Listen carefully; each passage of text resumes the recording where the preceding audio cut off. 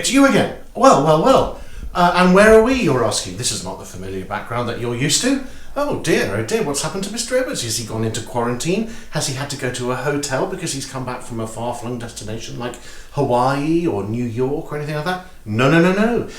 This week we are shooting on location. So we have had to put all of the equipment into the great big Parky TV minibus, and we are actually right now in Summerfields. Now this is not an area of Summerfields many of you will know, because you're in my flat in Summerfields, which is in the old barn that's just next to Mayfield. And here we are in the kitchen, and we've set up all our equipment and our recording gear and our GoPros and our handy bench cams and the table and everything for you to make a recipe that absolutely everybody likes, and you guys particularly like. It is pizza and garlic dough balls. My goodness me, you are incredibly lucky. So, this is Frances, who you'll recognise from another episode, who we're going to call Captain Frank, okay? Because that's what she needs to be. And also, you will notice that we are supporting the Welsh rugby team today. I normally support either the Welsh rugby team or the French rugby team, being French and Welsh. But Frances has got excellent taste, and will no doubt be very pleased at the extraordinary last-second win at the match the other day, right? That wasn't bad, was it? That wasn't bad.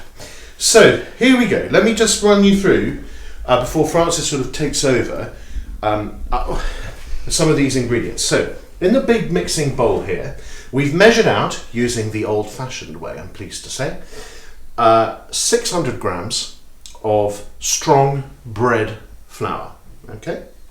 600 grams, and that's going to make 4 sort of mediumly sized pizzas. And over here we have the ingredients for something slightly different. This is going to make dough balls. Now that's ordinary white flour, okay? And Frances is going to add some yeast and water to that to make it rise, and she'll explain what she's doing when she gets going. And over here you have butter and garlic, which is what you're going to need to make your dough balls. So, Frank, you're going to start off with the pizza base. Yes, I am. Okay, great. Okay, well, why don't you take over? I'll stand here and admire you. Okay. So we have our flour already in the bowl, and we need to add yeast and salt. So, can I ask, do you need to sift the flour at all, or you not? do not need to sift the flour for your pizza base.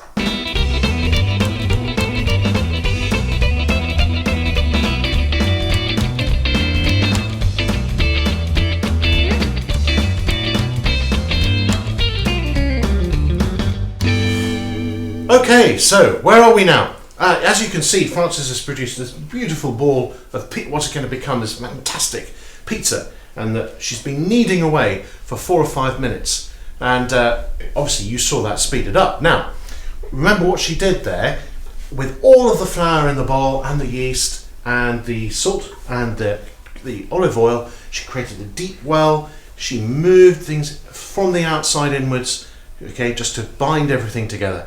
And the warm water was for activating the enzyme in the yeast, which is now becoming beautiful and glutinous. So are we almost done there, yes, Frances? Yeah? We are. Okay. I think we're just about done. Okay, so if you put that back in there, Yep. and we can put that to the side for an hour or so, yeah? Yes. Now, what's next? Next, we will be making The dough balls. dough Now, balls. there's a difference here, isn't there? Because you're using the yeast that you put in the water beforehand. Yes. So you've let the yeast start to activate. Yes, I have. Okay, great. So here it is. Yes. Okay. So do you need to sift that flour? I do need to sift this flour. Is that because it needs to be sort of lighter and more fluffy and airy, or Yes. something like that? Yeah. Okay, I get it. Yeah. Excellent. Easy sifting. Yeah. There we go.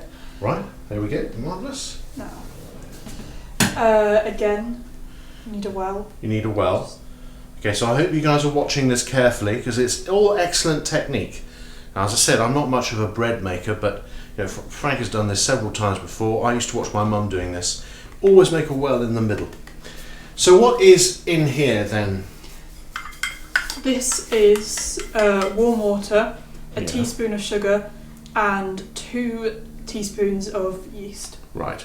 And it started to foam, hasn't it, since Yes, we it were has. watching it? Okay, well, I'll hand that to you. Thank you. And that goes in the middle, does it? Yes, this will go into the Right, you are. That smells pretty good.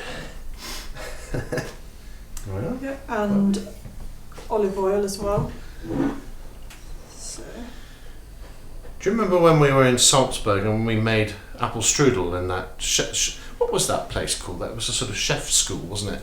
Yeah, Inside the the mountain bit under the gate. Edelweiss. The Edelweiss cooking school. And he put oil in to make the dough more elasticy, Yeah, which presumably helps it, doesn't We it? may be able to find some B-roll of that somewhere. B-roll, okay. Oh, yeah, we haven't So- seen any B-roll for quite a while. Yeah, that's a film cinematographic term as opposed to lavatory paper, boys. Okay, what are we up to now? I need to lightly flour my hands, Yeah. and then I'll be mixing this together by hand. Right. Okay, I'm holding that for you. We got the flour is still on the table, all ready for you to use. Thank you.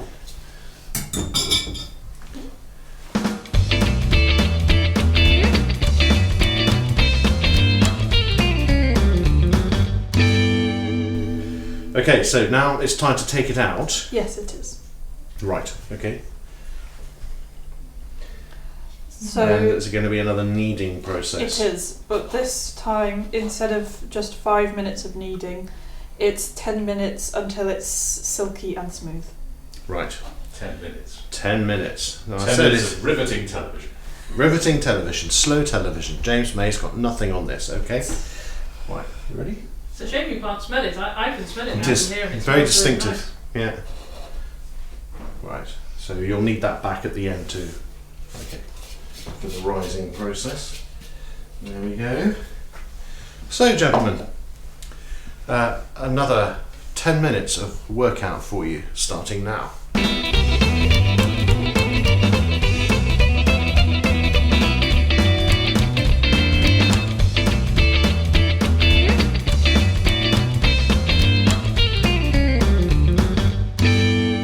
Right, so, next stage.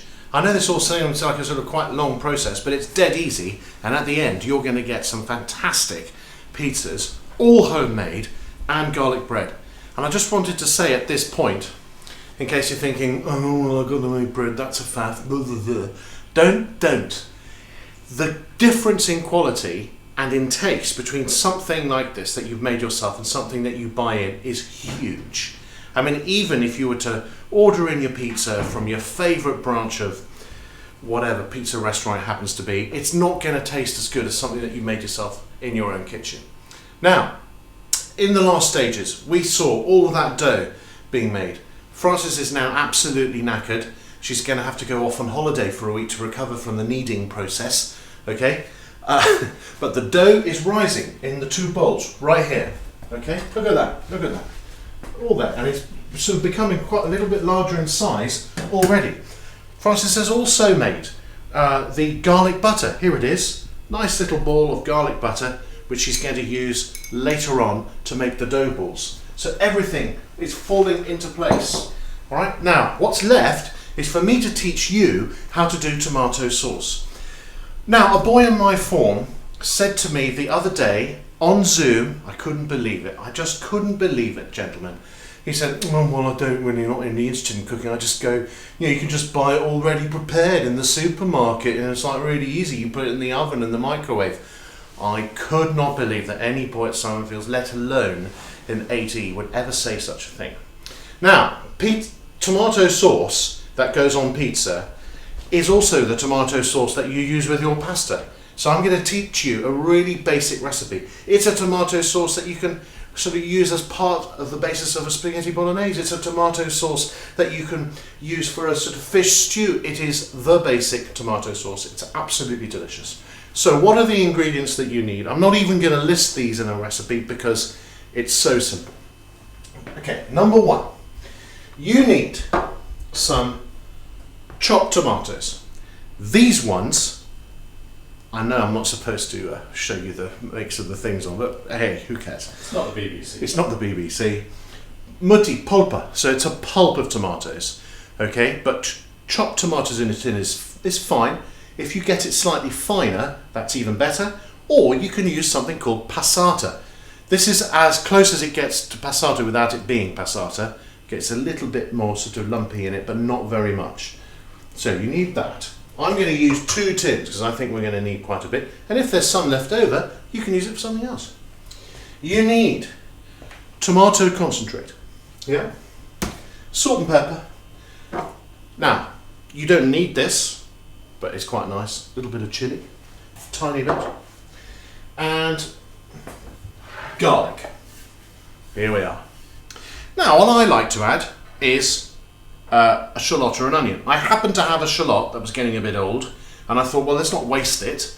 We're going to use it. But garlic, you definitely need plenty of that.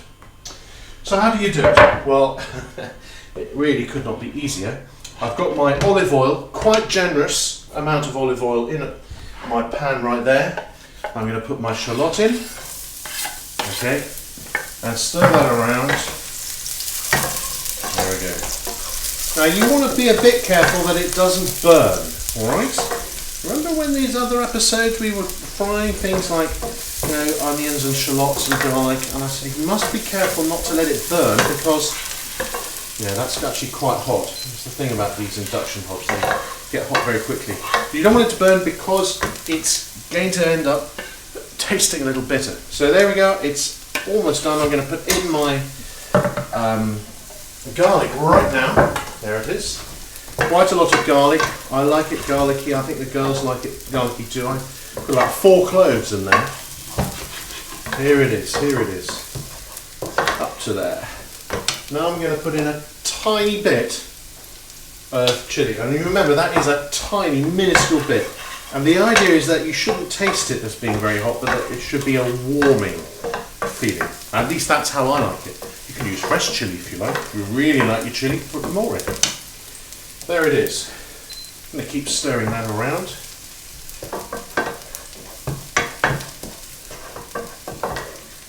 Now, the next thing you're going to put in, and this is not what most people do, is the tomato concentrate.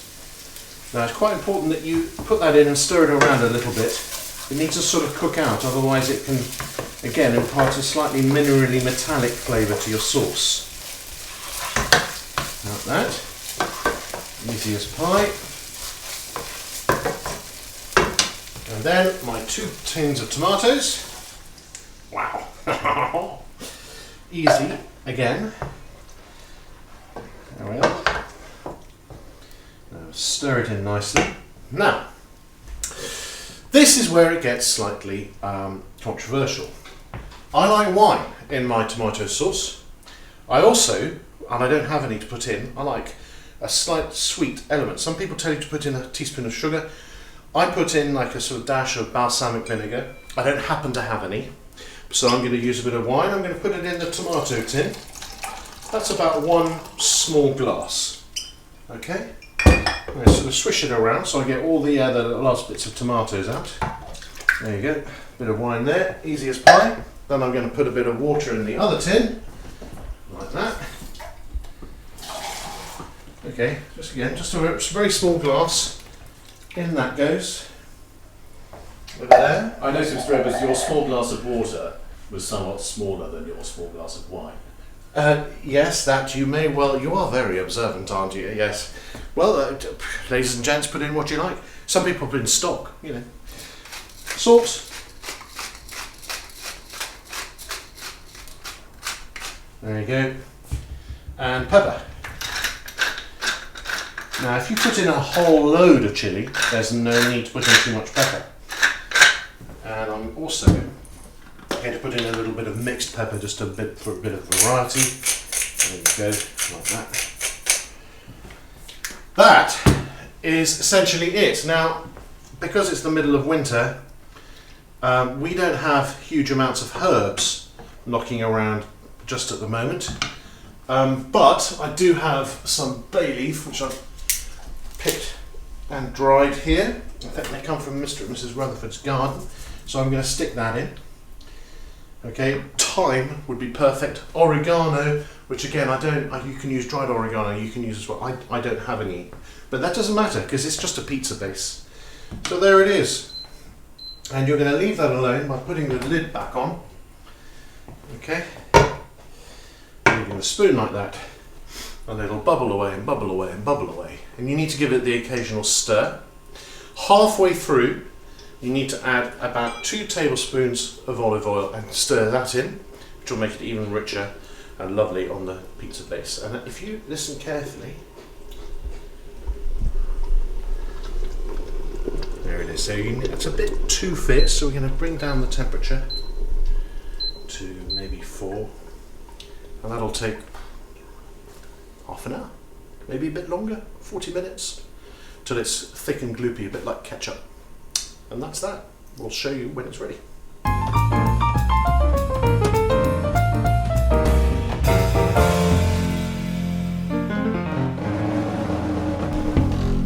Now we need to talk a little bit before we get going on another classic Italian dish that you can all make, about a couple of guys who have been real loyal followers of the Chef's Club from the very first episode. I've talked a little bit about them before. You've seen them on Instagram, you've seen them on Twitter, on Facebook, on whatever you've seen them on. And they are Bruno Miners, who several pictures of whom are now going to appear right here. And also, one of the best dressed chefs, Brock Simpson. And both of these guys tried the latest Chef's Club challenge, which was the slow and low cooked ribber beef. And as you will see on the picture to the right of me, they did do those very, very well. So it just goes to show, it doesn't have to be complicated. You can do these things. And once you've picked up one skill, you can apply it to all sorts of other things.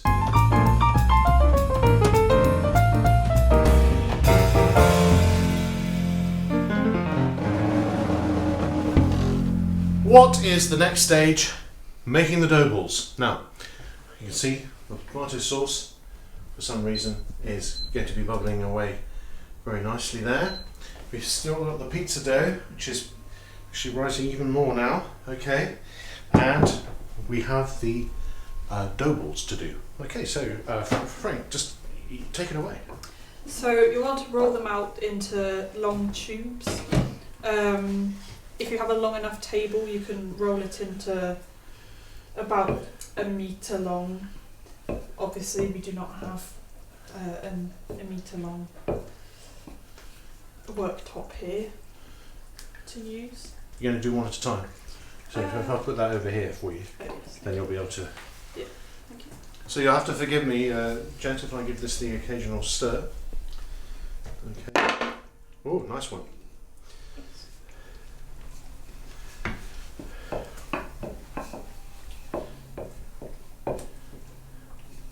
Oh, I see. So you roll it out into something that's very long, and then what do you do after that? After this, each of them will be cut into things of 8 to make dough balls. Do you need to preheat your oven trays for that? Not the oven trays. So I will get you some unpreheated oven trays, so Yes. that'd be helpful. There we go.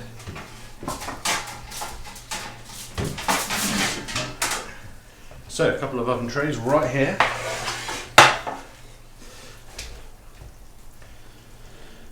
So what you've done is you roll it out and then you fold it back on itself. And then Yes, it roll just stops again. it getting too I see. wide. Yeah, I got it. So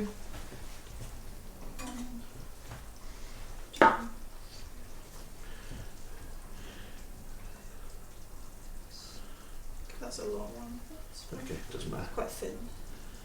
Okay, so what do you do there? You've measured out, roughly 4 fingers, isn't it? Yes. And now you're rolling. Yes. Just Yeah. It's a very sort of Mr. Edwards of measurement, that, isn't it? Yeah, that's a perfect Mr. Edwards measurement. You mustn't be too precise about this sort of thing. So here we go. Nearly there. Can I help you to do some of those?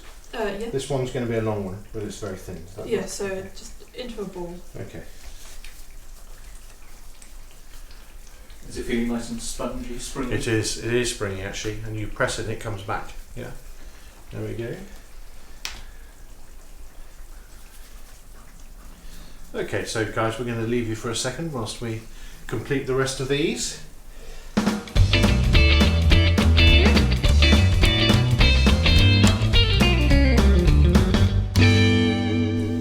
So we finished with our dough balls for now. They'll need to sit on this tray for 25 minutes, half an hour, and then they can go in the oven. And they go in the oven just like that, Just Right. like this. just like that. Just like And then afterwards, when they're ready, you just sort of serve the butter with them, and then that's it. Yes. That sounds absolutely scrumptious. So you sort of cut it in, put the butter inside, Yes. or yum. So we've got that to look forward to. In the meantime, this tomato sauce is doing okay. You can probably hear it. If you possibly can, leave it with the lid off. But you might need to sort of keep an eye on it, as it will sort of splatter over it, if you're not careful. About halfway through, I put another little bit of olive oil in, and that makes it a bit richer, and in the end, a little bit thicker. A bit like, it sort of ends up a bit like a ketchup, okay?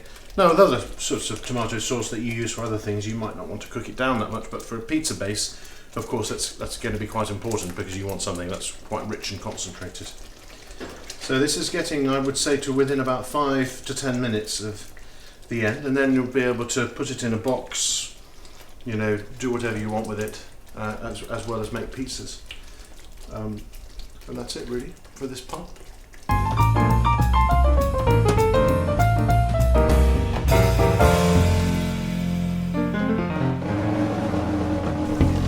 So because we've left our dough to rise, we'll just need to give it another quick knead before we can make it into the bases. So I will do that now. So you're knocking it back for a second time. Yes. That's exactly how I've seen that people make bread. That's right, isn't it? Yes. Yeah. Do you make bread at home as well? Not really. Oh, but you are going to now, though, aren't you? Yes.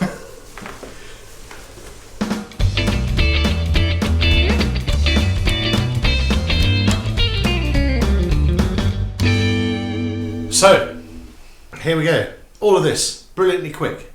Now we have got the rested pizza dough. And what Frances has done here is she's cut it into 4, because she's going to make 4 pizzas. And we're going to show you how to roll it up. Take it away, Frank. So on a floured surface, you want to roll it out about 25 centimetres in diameter. Which is 12.5 centimetres in. Radius. Yeah, you see, they're bright, these kids, guys. You've got to keep up,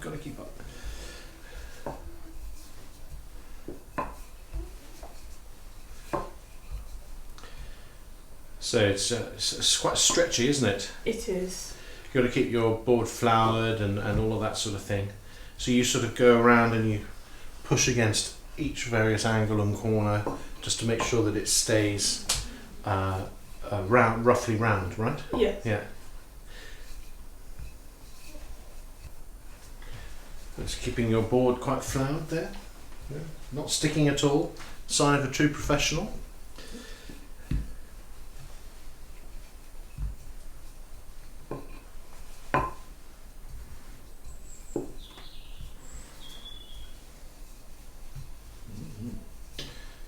There we go. So that's nearly there, isn't it? Yes. Okay, so what's the next? A little bit of hand stretching.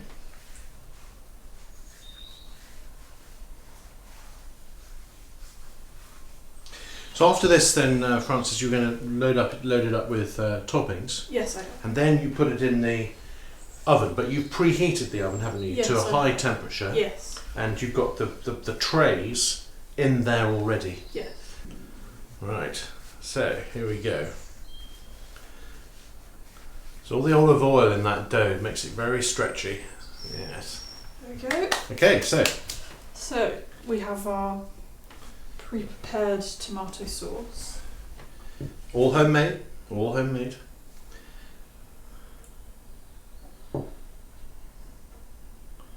Look at that.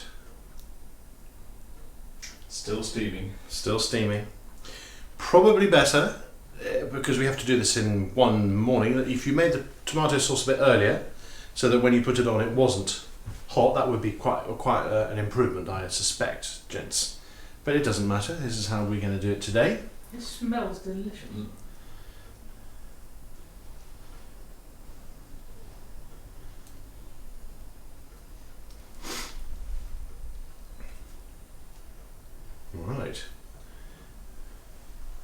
Right, so that is your essential pizza base, guys. So Francis, what is it that the parking seaters like to have on there? So we have mozzarella as the cheese, Yeah, of course. and we'll You've got top 4 it to off- go there, haven't yes. you? Yeah, and top it off with a basil leaf. yeah. Any pepper? You can use pepper. I Oh, you've would got usually put. 4 more to go, by Yes. the way. Yeah, I probably want to sort I would usually ration. put mixed herbs. On of mixed the top. herbs. Don't happen to have any, That's but it doesn't okay. matter. You've got basil. Yes, and a little bit of olive oil, but I'll put that on just before it goes in the oven, just so it doesn't spill everywhere. Okay. So, Here's a basil leaf in the middle. Remember, presentation is everything. Yeah. Pepper? No. yes, please. There we go. Thank you. And that, guys, is ready to go in. And we will report back when we have cooked them all.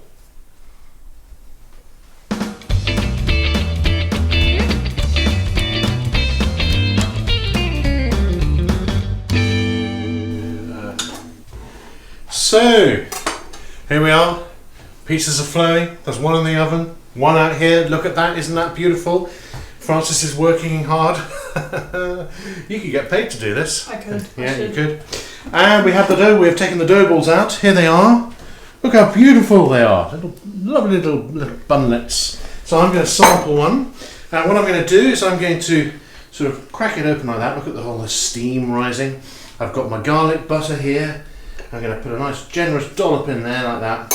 And then I'm going to stand here and talk to you about nothing whilst the garlic butter melts and goes all gooey and unctuous and just fragifrastically delicious.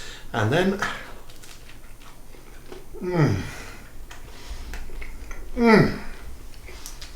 I just need a bit more garlic butter just to help it on its way. Delicious. And how easy was that? Extremely. Now, excuse me talking with my mouth full, that's just chef's prerogative. In the future, when you hear of Frankie's Pizza, you'll know who it is. Are we trying something else as well? You're not going to try the pizza? You need to Oh yeah, cool. Ah, now, we're also going to try this marvellous pizza. Here it is. I put it on my massive cheese board. Okay, I'm going to cut off a couple of little slices for us to Yes. Director, camera roll. try. I think we'll just start with the chefs first. Okay. So, Frank, you're the chef. You've actually done what the guy's done all the work. Thank you. And then, of course, we have Madame behind the camera, never seen but greatly appreciated. We have Monsieur, the director. Mind the knife. And finally, so let's have a verdict. What do we think?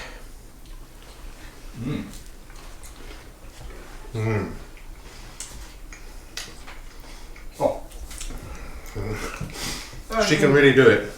And it's true, that does not taste like any pizza that you buy from a supermarket, no matter how expensive. It does not taste like any pizza you have in a pizza restaurant. That is a homemade pizza. It's a completely different experience. You should try it. It's very easy. It takes a bit of planning. You've got to sort of have things lined up and know what you're going to do. But it's very simple. Bit of bread, tomato sauce, cheese, oven. That's it. I urge you to try it. Now, what's going to happen now is that we're going to sign off and eat pizza. You are going to go off and buy lots of ingredients to make pizzas, and you're going to stay safe, look after your family, and enjoy yourselves away from your computers. See you next time.